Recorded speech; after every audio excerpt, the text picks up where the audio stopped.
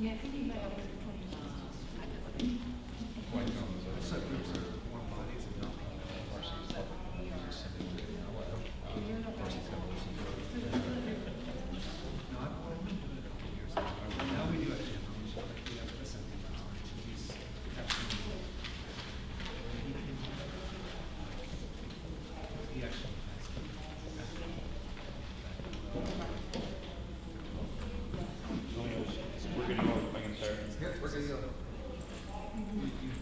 Alrighty then, folks. Well, welcome to the last panel session of the weekend here at Only MentorCon. Thanks for spending it with me, since there's a far more interesting talk happening next door. But luckily this is recorded, so hopefully someone will see it. For those of you who don't know me, my name is Steve Harrington. I'm one of the lead mentors for 1757, the Wolverines, out of Western Mass. If you're wondering what this talk is going to be, we're a team that is going on 20 years old, and we spent 15 years being a very, very bad team. And now we spent the last 5 years being one of the top teams in the district. And this talk is going to be the story of how that happened and how we made that happen. So like I said, I'm an alum and lead mentor for 757. I've been doing FIRST since 2011. Locomotion was my first year. I've been a mentor since I've been in college, so since 2015 I've been mentoring, which means I'm now going into my 11th year as a mentor, which makes me feel really old. I've been a drive coach for 757 since 2018, so I have plenty of years of drive coaching experience under my belt at this point. If you have any questions about that, feel free to ask me about it. We'll cover some of that in this talk. Also, since last year, I have been a fund correspondent, so I do weekly forecasts and recaps of different events, trying to tell you who's gonna win, who looks good, who looks bad. You know, it's Sports Center for FIRST. I also, you'll see me sometimes in the pits doing interviews with different teams. It's a lot of fun. We have a couple FIRST fun people in New England here. It's a good group. And then lastly, my day job, I am a project manager in heavy civil construction. So as I like to tell people, I spend my week building very, very big things, and I spend my weekends building very small robots. It's a fun dichotomy, but no matter what, I'm building things. So, what are we going to talk about today?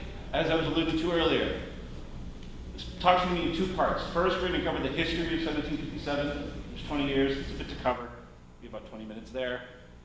Then we're going to spend the next 20 minutes talking about how we pivoted our team post-COVID. How we went from, to steal a Disney phrase, zero to hero. Hercules reference, if anyone got that.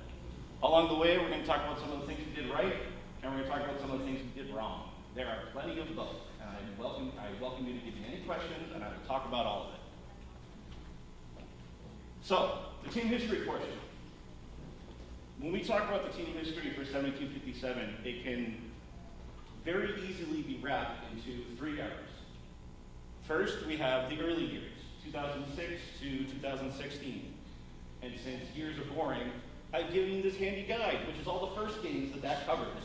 Everything from Aim High and Rapid Roll to Recycle Rush, the worst game ever, and Stronghold. Then we have the dark times. Things got very dark. That covers Steamworks, Power Up, Deep Space, Infinite Recharge, and then COVID. Finally, we have the modern era. Now, Rapid React, Charged Up, Crescendo, and Reefscape. We will mostly be focusing on that era right here, but to get to that era, I gotta tell you about the other two.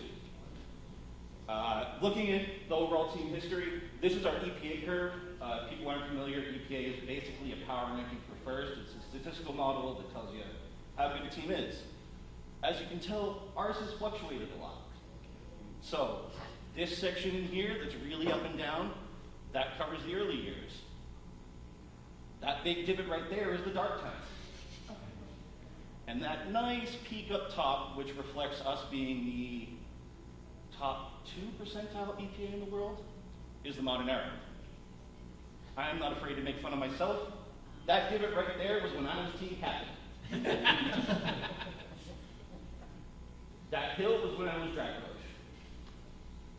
Those who can't do. All right, let's look at the early years. So, in 2004, 2 young students who were in 8th grade wanted to start a robotics team. So they asked around, they said, hey, what teacher should we talk to at the high school about starting a team? everyone pointed them to a guy named Mark Holthouse. Now, Mark is a very interesting dude. He was a math and science teacher at Westwood, but he didn't start as a math and science teacher. He started as an MIT-trained computer scientist and engineer. And while none of you in this room know Mark, you have all been annoyed by him. Who here has gone through a dumb, call a menu and get a, hello, you have reached X company. Please dial the name directory of who you want. Everyone's been annoyed by that, right? He patented it. Call is important to us. So everyone's been annoyed by him. Mark was a great teacher. His entire educational philosophy was project-based learning, which is why FIRST was a perfect fit for him. But at the same time, he was very hands-on. He was basically, I'll supervise it, my name will be on the paperwork, but you guys are in charge, here's some bolts, go build a robot. And so that started 10 years of. So as you can see, Chris and his buddy pitched the idea to Mark. He said, hey, that's a great idea, let's do it. Then Chris and his friend said, okay, we're gonna go on this other team for a year. And Mark was like, okay. So then finally, Chris and his buddy come back from their furlough. In 2006, 1757 was founded. This is also the first year of Boston Regional for people who like First history. I swear there were color cameras back then. It's just the old Westwood yearbook only did black and white that year. There's a couple years of building success, but importantly in our second year, there was a robotics engineer in our town who happened to know Dean Kamen and Fritz Morgan. They blackmailed him into finding his local team and helping out. That's how we got that guy right there. Couple years of piddling success. Our 5th year in, we qualified for playoffs for the first time. We don't get far, but we make playoffs for the first time. Moving on through the early years. 2011, Locomotion, very important year, solely for the fact I joined. It's my story, I can tell it how I want. Rebound Rumble, Ultimate Ascent, these were all games that I was a student in, very important. More importantly, after Chris graduated high school, in 2013, he comes back. Now we have an alumni as a mentor, an engineer as a mentor, and a teacher. We're starting to build up a core of mentors. This is kind of important for technical expertise. Chris, I will say this right now, almost did not last long as a mentor. The first time he was left alone with the students, I almost lost a finger in the robot. The fact that his PTSD didn't set in and make him quit is amazing. So moving on, here's my senior year. Like I said, captain of the worst competitive year in team history. Finally, Recycle Rush, we start building some cool robots. I'm now in college, I'm mentoring, Dwight's hanging around more, Chris is around, we're building up a solid core of mentors. There's starting to be some momentum here. Stronghold. Me, Dwight, and Chris spent 5 weeks designing a drivetrain that was super complicated and overly complex. Then we spent a week building the rest of the robot. It showed. It was a horrible robot. Finally, at the end of that year, Mark decides, I'm out. Rode off into the sunset of the Zamboni, and now me, Chris, and Dwight are in charge. What the hell are we doing? So, as I said, right after Mark leaves, it's the dark times. It got bad. Steamworks, it actually looked pretty promising. For the 3rd time in team history, we made playoffs at both our events.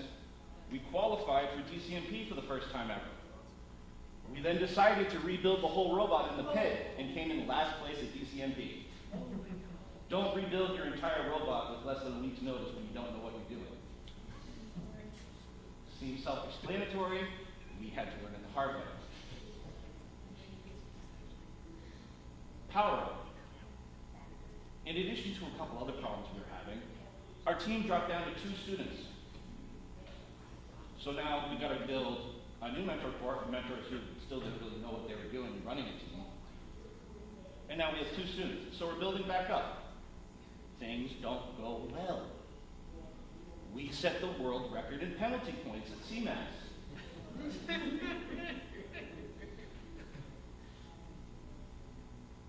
That's 770 penalty points. There's a reason we have a mentor drive coach now. It's that. The team came off the field from that match, and we're like, I'm going to sit behind you guys in the class and make sure you don't panic. Moving on, the next year, we completely misinterpret the game, and we basically build a giant meme robot. We built the most accommodating ramp in FRC. The ramp was only worth like 25 points. The only thing we could do all game was ride around on the field and be a nuisance, and then deploy a ramp at the end. But hey, we did a triple ramp climb at UNH, so that was cool. That got us on sheet. Infinite recharge. We kind of thought we worked out the bugs. We had a really good robot. Didn't do well with the first event, but 2 days later, Tuesday night, we fixed it. That was a Tuesday in the middle of March in 2020. Anyone want to guess what happened the next day? Coronavirus. We shut down for a year. We kept the registration going. Me, Dwight, and Chris kept talking throughout COVID, but basically the team shut down. We didn't do any of the at-home stuff. So now we're looking at the problem. Me, Chris, and Dwight want to be good at this. We have to figure out how to do that. Coming out of COVID, we built the Rapid React bot. So we're a team that has done pretty much all of nothing for 15 years. That was in the top 2% of EPA robots in the world. It was the 5th most powerfully offensive robot in New England. It was a really good robot. Gets better the next year. We built Luxo. Luxo wins WPI district event. 7 days later, it wins New England Championship. A team that up until that year had only been in playoffs 4 times and never as a captain. Just captain a win at WPI and captain a win at DCMP, along with picking up EI and an engineering excellence award. Also in addition, it's the first year we joined the Open Alliance. We'll talk about that later. Man, did we get overconfident with ourselves. We built a super complex robot that couldn't do anything right. Still won impact. All on the side, not with the mentors. The students just kept working on their own and won impact that year. Then they did it again this year. Well, we built a very simple bot that, while effective, was capped at a lower EPA than it could compete at. Now, the part you all care about, how we did that. The trick to anything is identifying the problem. The way I see it, there were 4 major problems we needed to solve to be a more successful team. Problem 1, we didn't have enough time. Problem 2, we didn't have enough space or resources. Problem 3, we worked in isolation. Problem 4, team culture and institutional knowledge. So I'm going to go through and tackle these problems one at a time. We'll start with time, because I think it's the most important. Everyone says they don't have enough time. Everyone in this room, raise your hands. Do you have enough time in robotics season? No. But what do we mean when we say we don't have enough time? It's one thing to just say, hey, we don't have enough time. But let's look at it objectively. In my professional career, I'm a project manager. I look at budgets and I look at manpower allocations all the time. It's the most expensive part and most resource-intensive part of construction is your labor hours. So let's break down a typical team's labor hours in the season. For a small team, you might have 10 students and 4 mentors. During the weekdays, they might meet 3 days a week for a couple hours. On the weekends, they'll meet both days for 6 hours. This generates 168 student hours and 77 mentor hours in a week. And over the course of a season, generates roughly 3,700 hours. Let's look at a slightly bigger sized team. Medium-sized team, 15 students, 5 mentors. Weekdays, it's the same. They meet 3 days a week for a couple hours, meet on the weekends. They're doing 250 and 80 mentor hours a week. In a season, 5,300 hours. Let's look at some of your big teams. Typical large New England team, 30 students, 8 mentors. Weekdays, they meet every day during the week for a couple hours. They have more resources, more time, more access to their space, so they're meeting more often. On the weekends, they also meet maybe for a couple more hours a day. They're generating almost 1,000 work hours in a week. And over the course of the season, they're generating 15,000 hours. Now, everyone here heard Michael Soto talk yesterday. Citrus has 120 students and 14 mentors. Doing the math, meeting every day for a couple hours, meeting Saturday and Sunday for more time because they have more people. They generate almost 3,000 hours a week, and over the course of a season, generate just shy of 50,000 hours. When you're thinking about comparing yourself to other teams, keep this in mind. Like I said, recap. Small team, 3,700 hours. Medium team, 5,300 hours. Large student team, 17,000 hours. Very large team, almost 50,000 hours. Now let's look at what we were doing for all those dark years. 8 students, 3 mentors. Maybe met after school for an hour if Mark was around. If he wasn't, nothing. Then Saturday, Sunday for 6 hours. Going way back, we were Saturdays only. It's really surprising we even got anything on the field. Sometimes we did. That's 176 hours, 52 mentor hours. In a season, 1,400, so 1,800 hours. That's half the time of your typical example small team. The biggest thing we had to solve in turning the team around was figuring out how to get that number up when we didn't get more mentors and we couldn't find more students. So, how do we do that? We need to make our time more effective. How do we close the gap? Well, luckily, everyone was stuck inside for a year and a half. It's 2022. Work from home. Everyone's working remote. Use those tools. Discord is the main tool we use for team communication. If you want to talk to me later, I can go back and forth about the merits of Discord versus Slack. At the end of the day, the students are on Discord, and it's a lot easier to get them to check Discord. So all the things I would like to do in Slack, doesn't matter because the students aren't going to look at it. We use Discord religiously. We average per season 20,000 messages on our Discord server amongst the team, which roughly equates to 11 messages per team member per day. Not only that, it means that our time is distributed. It would be great if we could work more hours in the space. That'd be great. But Dwight has a real job. I have a real job. Chris has a real job. The solution, video conferencing. We meet 3 times a week on Discord. Tuesdays, Wednesdays, Thursdays. Tuesday and Thursday, it's an hour-long meeting.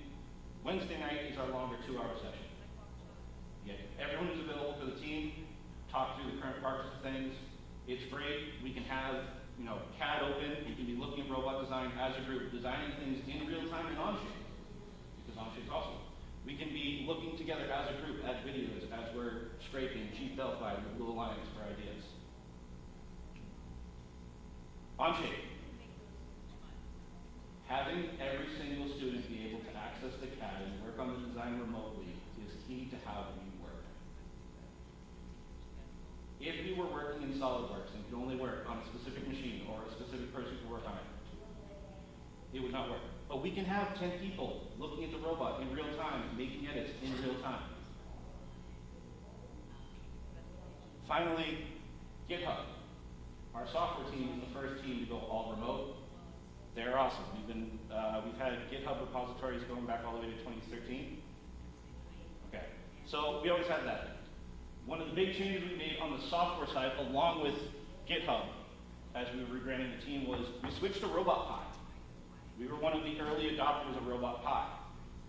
The reason is, Java's great, but the school district we work in, their entire computer science curriculum is Python-based.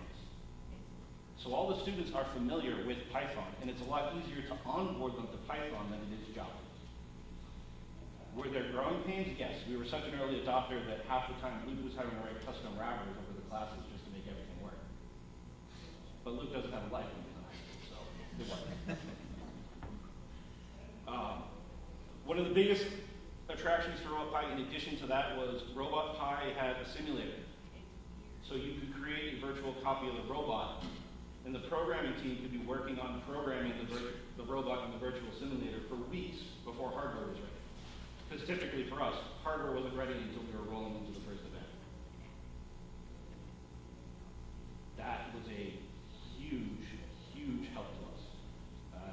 We would often joke that one of our axioms of robot design became build enough hardware that software could fix it in the end. So we would build really nice hardware, but we'd build it to be infinitely tunable, because it's a lot easier to push software changes than it is hardware changes when you're at an event. So if you can design your shooter to be tunable, or you can design your elevator to be tunable and fixing quick on the fly with software, it's better than having to do hardware fixes in the day.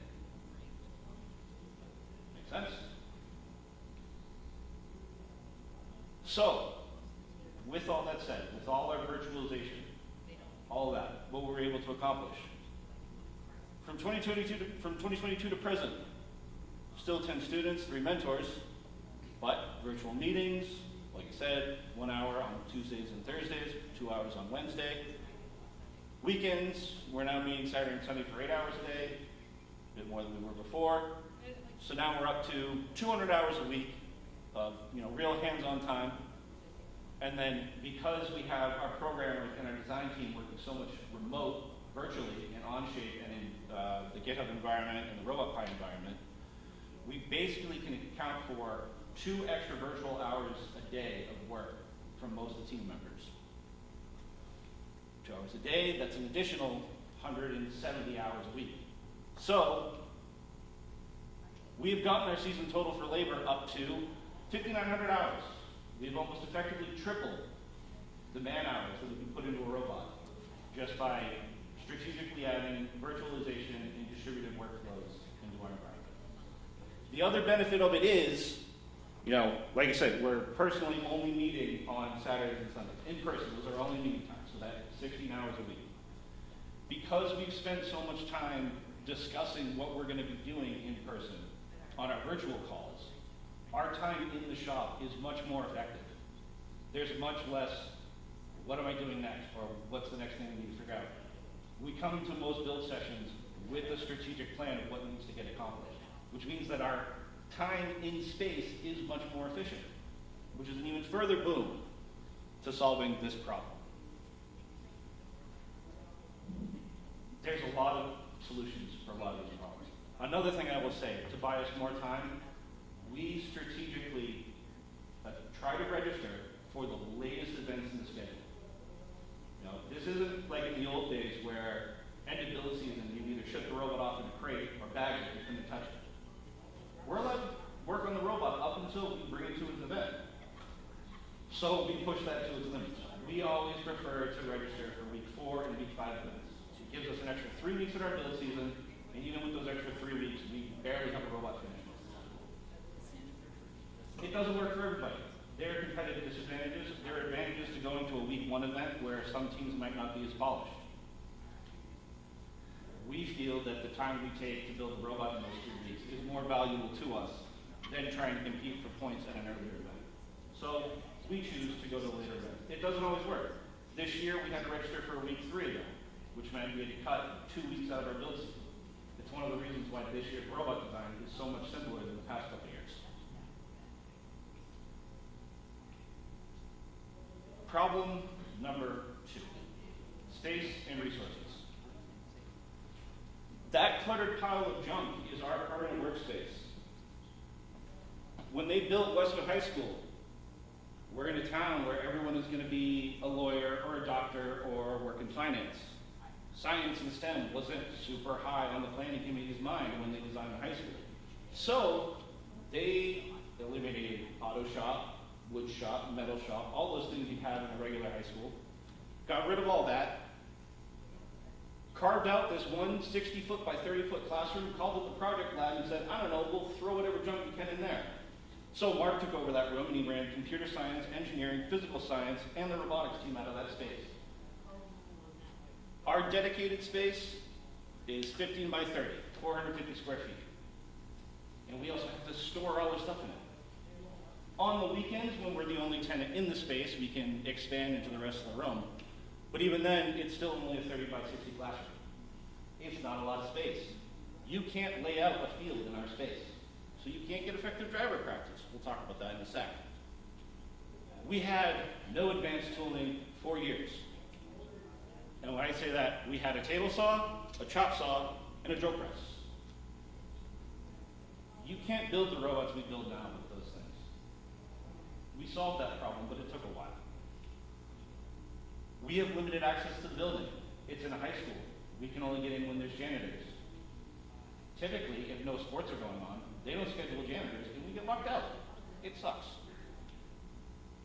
Funding, I'm just going to touch on this quickly, because I could do a whole talk on it, and I don't want to distract you here. I want to talk about the other resource problems here.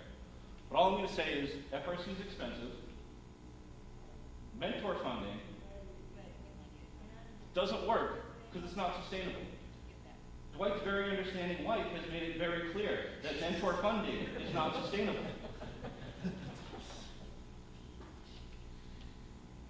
We do run a 501c booster organization as a fundraising method. We mainly set that up because it's a lot easier to get donations from corporate sponsors to a 501c3 group than it is to a school because they're a different tax bracket and a bunch of long story. We set it up, it works. If you have questions, come ask me.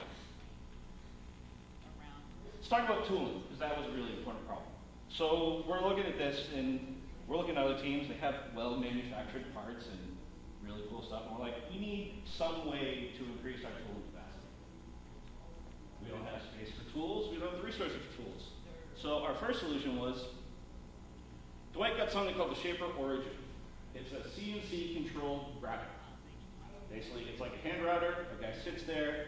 He guides it to the rough position of the CAD file, and then the router takes over and makes the exact pattern. It's a really cool system. Its problem, well, it got us through the 2022 season, cutting out all its plates. A human has to sit there and move it around the cut the entire time, which we were already saying, your man hours are your most crucial resource. This ties up man hours in the laborious process. So then the team dug deep, and the team bought an Illumio router, 2 foot by 4 foot router. They sell these things through WCP. A lot of teams you'll see have them now. It's great. Now we have a team that can CAD parts. They can take those parts, program into the router, hit cut, and it cuts out when we go do other things. Does it have its problems? Yes. But it is a great start for almost any team looking to increase their tooling capacity? Yeah.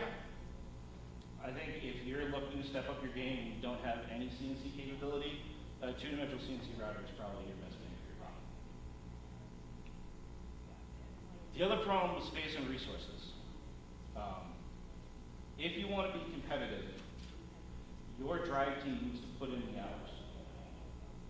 There is no replacing hours on the drive team. None. So, we never had a practice space. It took us 15 years to figure out, hey, why don't we go talk to Walpole, who's one town over and has the space for a practice field? I don't think they realize how much us using their space to practice has helped us over the years, and I can't thank them enough. If you don't have a friendly neighbor with a full field, there are more resources out there. Check with other local teams, find one. If you live around here, there's the New England practice field at WPI. I'm pretty sure 1768 is on that field more than WPI is. And it's WPI's field in their facility. I think Aaron has to show up there more than they do. Driver practice behind the sticks is crucial. If you can't get out to a real field, one substitute I'll say is, well, there's no replacement for driving cycles on the field, what we want to do. If you have a kid who wants to drive, find a 20 by 20 foot square carpet somewhere. And just have them run some drills, just like athletes. Set up some cones and have the robot weave through the cones faster and faster, just to improve his hand-eye coordination in moving a bot in real time and planning the latency. The other drill I'll say after that, other than that, would be donuts. Set a cone in the middle and have your student practice with his robot, just driving around in a circle around the cone, keeping the robot facing the cone. There's probably no better substitute for teaching kids swerve drive than than that. Get them used to moving a robot around the field, translating the robot at the same time that it's moving. And finally, like I said, we use our Python simulator for coding practice. You can do that. There's some stuff you can do with AdvantageScope, or if you just want to get kids time behind sticks, there's XRC. It's basically a first video game. It's pretty cool, but you can play the current game, you can play old games. They can sit there with a controller and just play around with robots. It's also good if you have enough people and you want to get a feel for the game. Throw a couple kids in there, have them run robots around the field, and you might get some insight into the game weeks before you see the game play.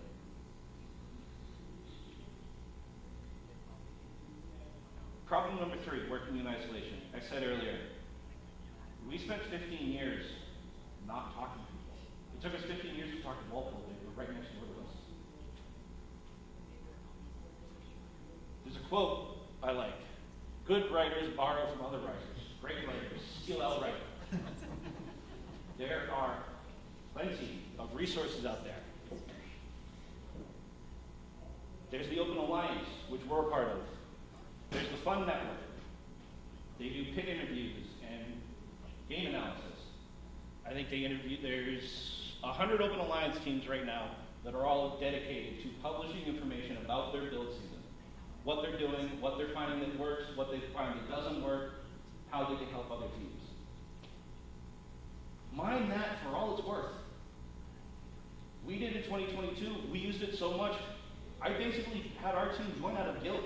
I was like, we can't be taking so much from this resource without contributing. That's why we joined the Open Alliance. I felt guilty about how much we took from the OA teams, so we contributed. I joined Fun because I support their mission of showing people more resources. We can't live in walled gardens where the big teams protect their knowledge. Everyone's got to share, and everyone does. There's the Chief Delphi forums. There are some signal-to-noise issues in Chief Delphi, but that's going down because all the noise is on the FRC subreddit and the Discord servers.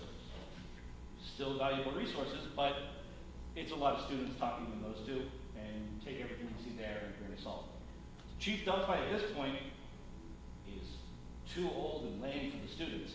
So it's basically all mentors, and all the Open Alliance content is published to Chief Delphi, which means Chief is very quickly becoming this resource of very well edited and published content. Are there still some rabbits you can chase there? Yes, but in general, Chief is a great resource. The FRC subreddit and the Discord servers are still great if you want to get a feel for what other teams are doing. It's how students talk because it's a social media generation. They'll like that. If they read 10 things and pick up on one good thing, that's one good thing you can add to your arsenal this year. The New England Metro Slack. I'm going to ask this right now. Is everyone in this room in the New England Metro Slack? We're going to fix that. I'm from New York. I had this great example, and There's this wall between us, you know. there is. They're in Texas, We'll figure out. It's just a matter of how to find out about it. And the other thing is, conferences like this, you're here, you're listening to me talk, you've been watching the presentations all week. They are all filled with valuable information about how to solve these problems. I cannot stress enough, do not try to do this on your own. The information's out there. Go find it. Final point I'm going to talk about, how are we doing on time? All right, we're running a bit quick, which is going to need some time for Q&A. Great. Problem number 4, institutional knowledge. So FIRST has this really essential problem. The students change every year. Every 4 years, they cycle out completely. Mentors have bad memories. Every 4 years, you have a completely different team. My only advice is, write everything down. What you did, what you didn't do. If you can, which you should because it's free, get a Google Workspace for your team. That gives you 100 terabytes of free storage in Google. Do everything in Google Docs. The kids are already used to doing it because because every school has virtualized everything in Google Classroom. Write everything down. Our team's shared drives at this point over 10 years have a total of 2.4 terabytes of information on them. Now, 2.2 of those terabytes is just photos and media on our media drive. But that last 0.2 terabytes, that equates to 50 million pages of plain text information across 10 years. If you were to stack that up on paper, it would be almost as tall as the Freedom Tower in New York. Having that resource that you can look back at and say, why did we do this thing that way? What's that component, what's that weird software device, or hardware device in sensor that we used 5 years ago? Oh, I can't remember. Oh wait, I found it on a shelf. How do I use it? Well, I can't find the documentation anymore. Go look in the old drive. Oh, hey, here's the documentation, here's the pinup, here's how we use it. Having a dumping ground of all your information is great. I just found out the other day that our programming team has built a programming reference doc that shows all our general coding practices and has an active runtime environment for Python.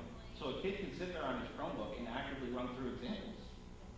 It's really cool. I wish I could talk more about it, but Luke only told me about it 18 hours ago.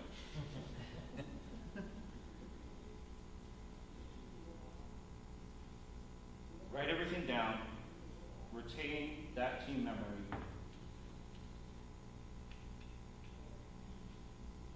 and I can't stress this enough, develop a team culture that builds on top of itself and doesn't try to constantly reinvent itself. That's the problem when the team turns over every 4 years, is that if you're not careful, every 4 years we'll try to reinvent the team. You can chase that tail for years and years and years and get nowhere. We did. We chased our tails for 15 years. Since post-COVID, we've built a structure that builds upon itself.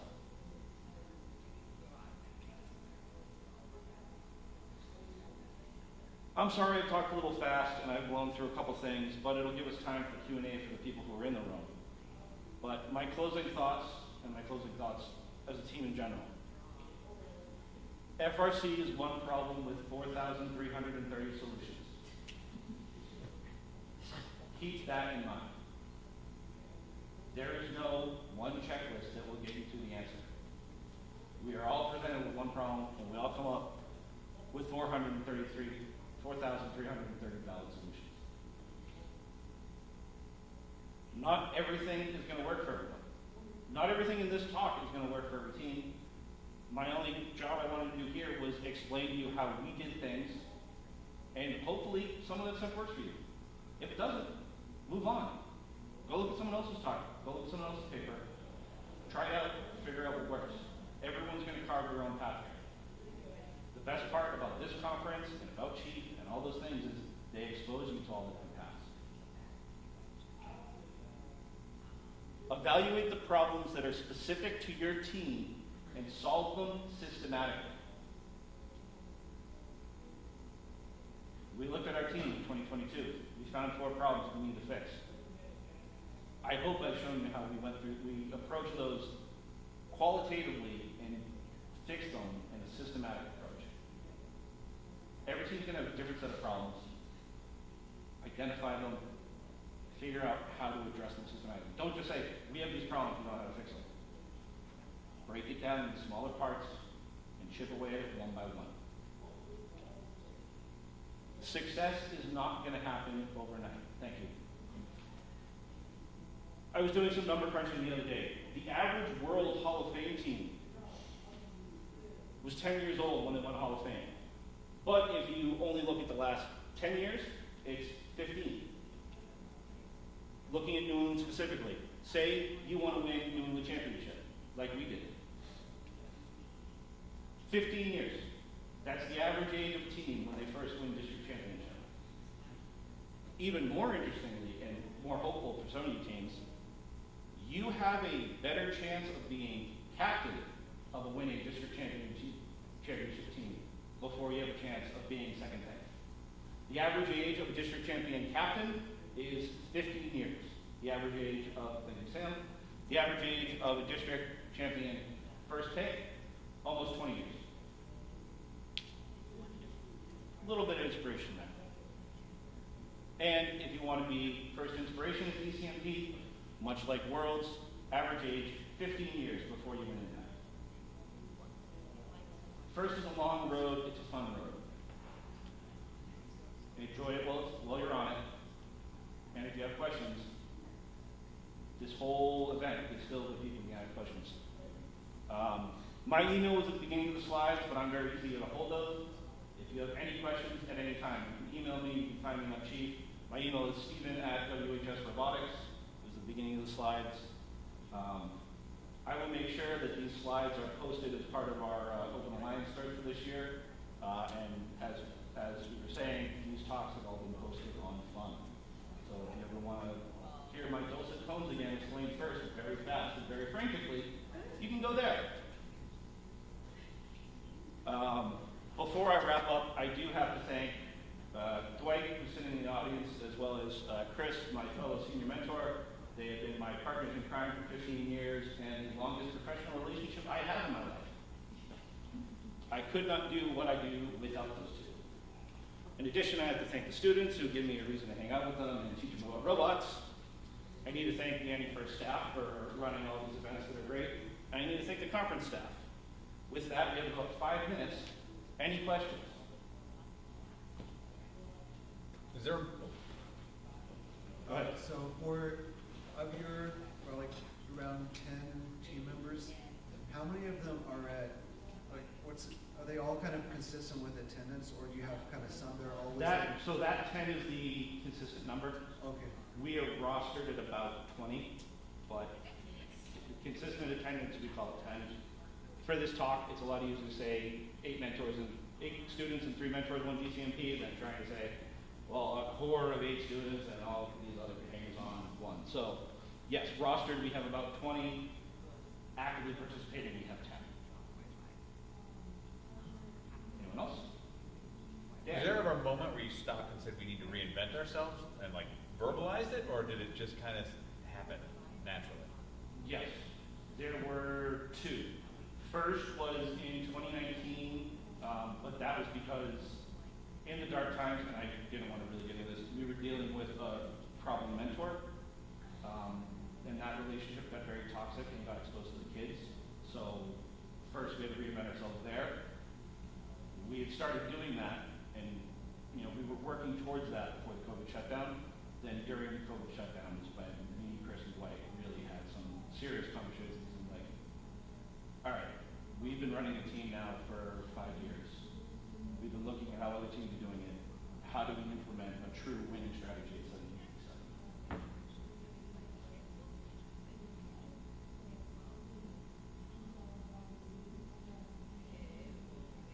Anyone else?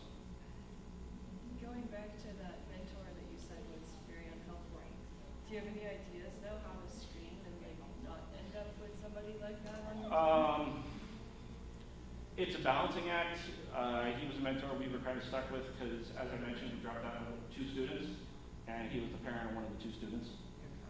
So that one was luck of the draw. My only advice is how to handle it once you're given that card. I don't know how to head it off before it happens. I can only offer advice on how to minimize the damage. What I would say is just take the hit. Now that I know what it was like, we should have just dumped his ass. You just never get paid enough. We shouldn't have. Chris and I are both relatively docile personalities, and we don't like conflict. And so we kind of let it go because we weren't comfortable with standing there yelling at him, and all that kind of stuff. We should have done it. It was just so bad. It was so bad. Parent mentors are tricky, Yeah. but I generally don't let parents be mentors until we've had a year or 2 with them, Yeah. and you figure out if they're, Yeah, so the one thing I'll say is, I build surgical robots for a living, and I do a bunch of contract consulting, and because of that, I've been around 971 and 254 a whole bunch, because the Travis Cummington and Travis Shue, who run those 2 teams, worked at some of the companies that I consulted for, so I spent time with them, which actually helped us in terms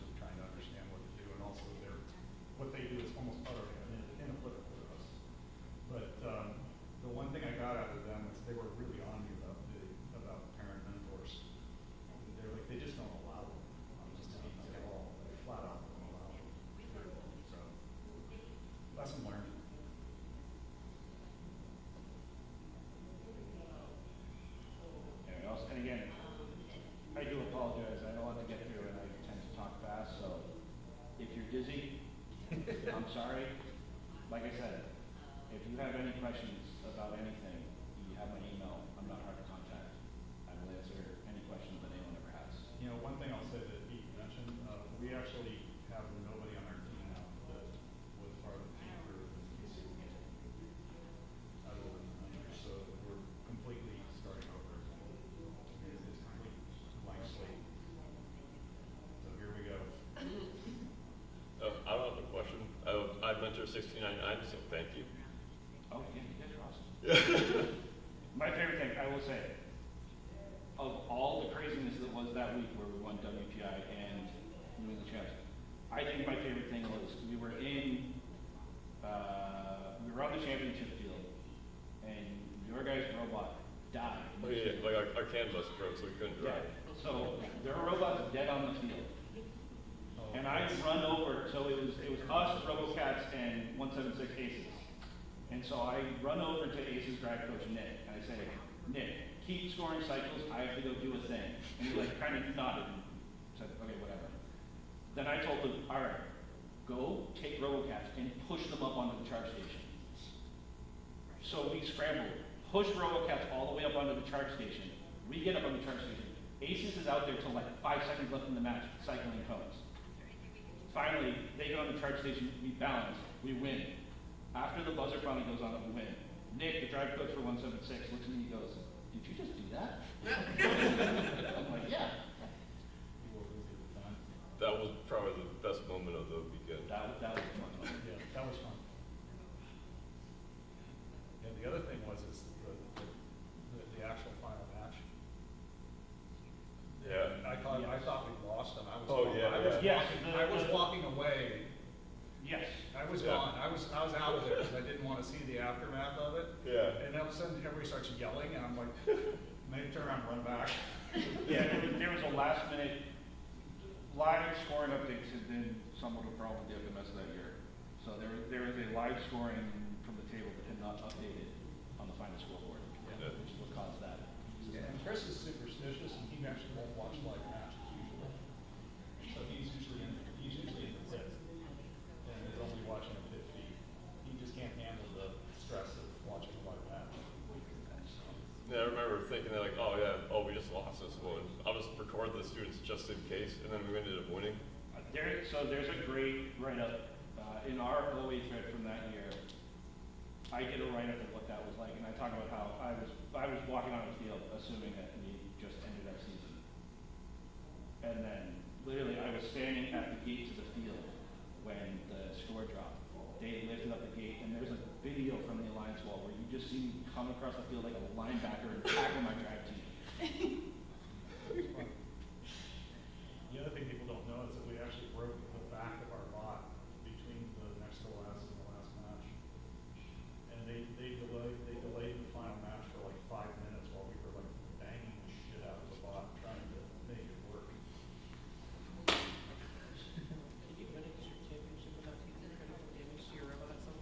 I don't know how to do it, but my sample size is a bit limited, but I don't know how to do it. Yeah, I mean, it's the other side of the one, so I don't know if we'll ever do it again, but it was fun. Alrighty, well, I think that's our time. Thank you for the folks who showed up. I don't know why you showed up, the better talk was over there, but cool. There you go. They're both important.